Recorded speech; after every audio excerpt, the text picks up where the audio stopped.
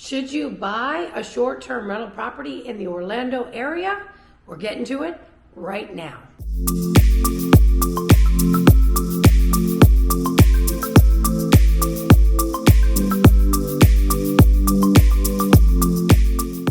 My name is June Kranick, and on this channel we do videos every single week of what it's actually like to live in Orlando and Central Florida. So that's the information that you want to need. Do me a favor and hit that subscribe button and click the bell below so that you're notified every time we do a new video.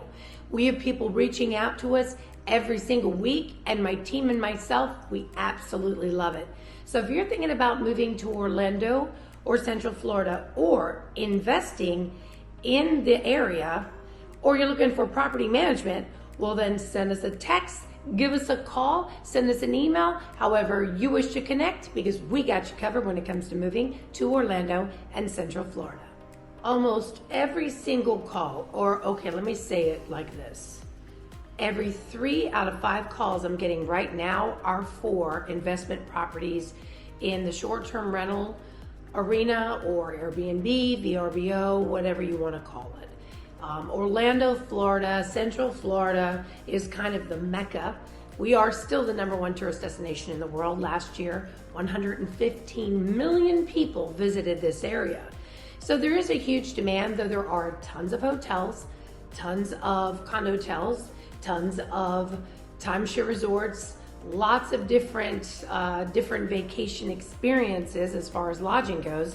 There's also a lot of room for short-term rentals. And so many people are now moving into that investment or adding that to their investment portfolio because of the revenue and because of the cash flow, I should say. Now, here's some facts to kind of mull over. Demand is up year over year, 25.3%.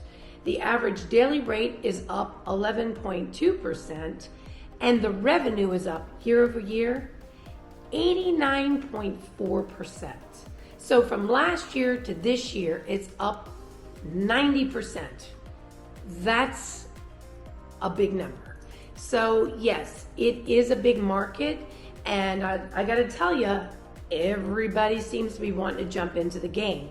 Now, what I will say is there is a lot to know about short-term rentals. It is not just so as easy as, well, I'm gonna buy a property, throw a couple bunk beds and put a couple pictures up and put it on Airbnb. If you wanna do it right, if you wanna be competitive, you really need to know what you're doing. So we're gonna talk about some 5 key areas that it's kind of a breakdown if you're thinking about moving into this investment. I also wanted to mention that the CEO of Airbnb said that in the next few years, they need to double the amount of Airbnb hosts that they have. So with that little bit of information that I just put out there, here's some things to consider. First and foremost, you need to think about where you're going to secure your financing. There's a lot of different ways to put together cash flow for a property such as short-term rental.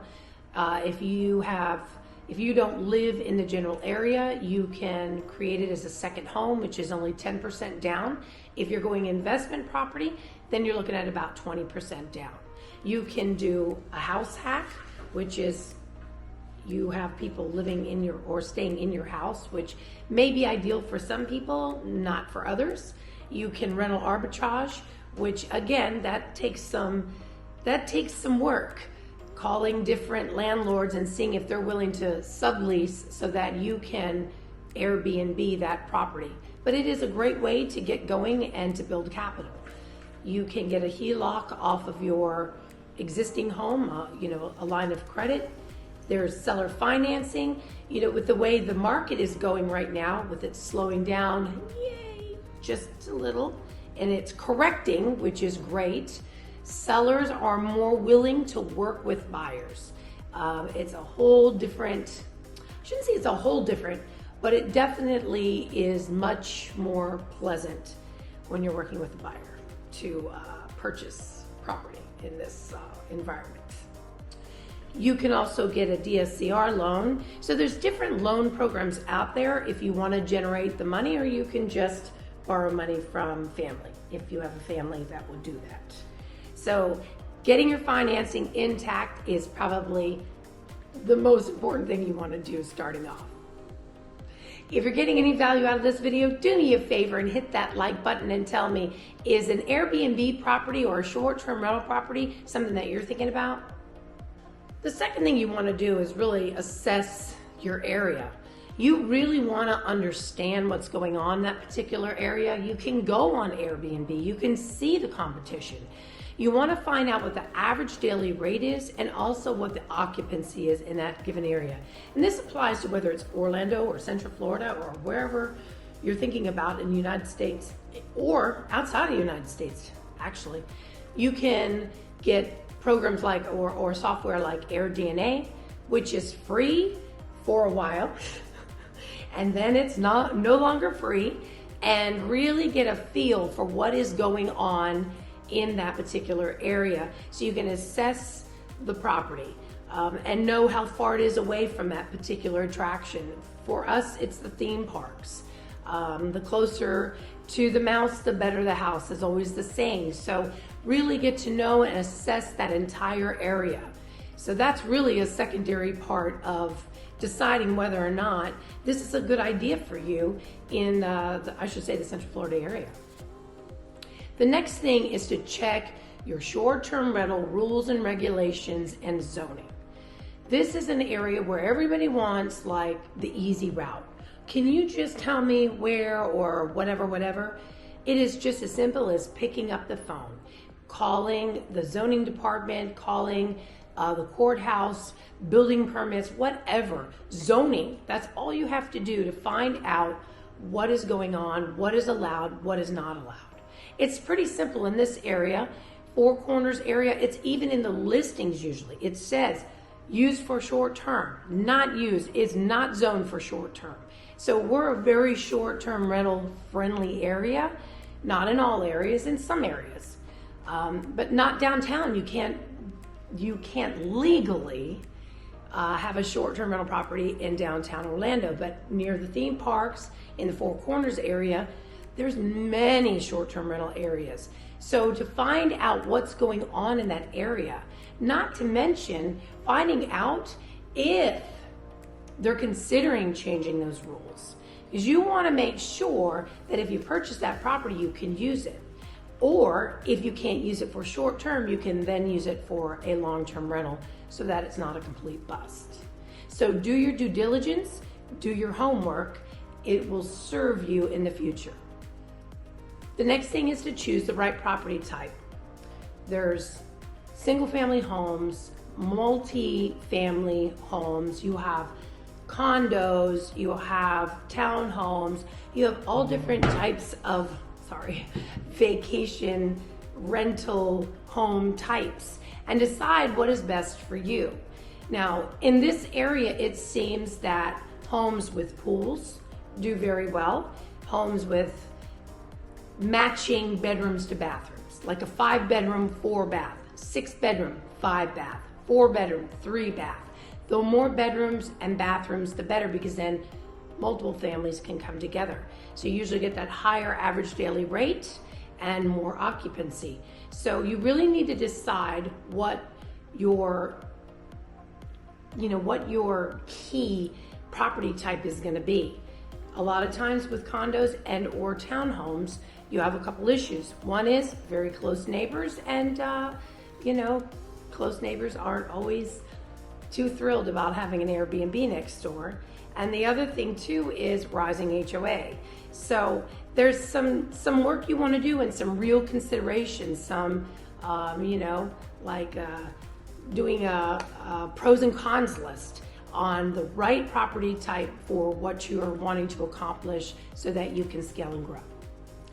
Lastly, you really want to get a strategy for understanding and analyzing the property and also its potential ROI. It is not the same as general real estate. It is not the same as getting a CMA and comparing. There's a lot of different variables that you have to take into consideration. the cash on cash return on a short-term rental is much higher than in a traditional long-term rental. So you really want to know that recipe and know that strategy so you know that if you're purchasing the right property. Because just walking up and saying, oh my gosh, it's so pretty and I really like the shutters and I love that it has a fire pit in the back is not enough. There is a simple mathematical equation to it, which is great for people like me that are not mathematically inclined. I need a spreadsheet. I need something to tell me yes or no based upon numbers. And there are platforms out there. There are learning platforms. I have definitely invested in my education. I knew that there was a lot to know about the Airbnb space. Everything from marketing and research and figuring out the right property to, buying that property, furnishing that property, and then listing that property, and then automation, and then scaling and growing, and it continues on and on and on. It's become a very competitive market. If you look on Airbnb, it's not like you see a bunch of dilapidated sheds with like a cot. I mean, you see people that have some wow factor furnishings and like astonishing, like it's wow, next level stuff. So it's just a recommendation that you invest in your education before you make that decision. I really, really recommend it. And I also recommend that you get with a realtor that is savvy in the short-term rental arena because it'll make a difference for you as well, so that you can well understand that particular area. So today we're talking about whether or not you should decide or make that choice to purchase a short-term rental in the Orlando area or wherever you are in the United States, wherever you choose to purchase.